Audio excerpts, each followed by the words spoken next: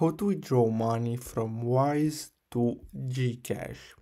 So as you can see, Wise doesn't allow direct transfers to Gcash wallets.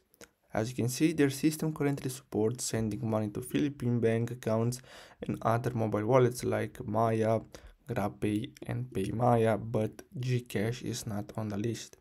Now, there is an alternative way to do that.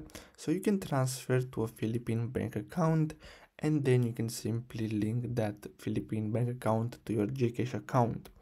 Now, if you want to send money from Wise to a Filipino uh, bank account, what you're gonna have to do is simply click on send and then simply choose here. You're gonna have to scroll down and search for Philippine. So let's scroll down until we find here, as you can see, Philippine peso, and then click on continue.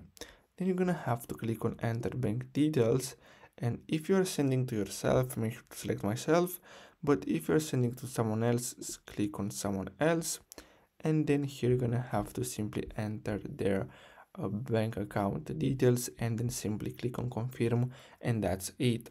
Now after that, after you receive the money in this bank account, you can go to Gcash and link that bank account to your Gcash account, and that's it. So I really hope you found this video helpful. Don't forget to like and subscribe. Thanks for watching.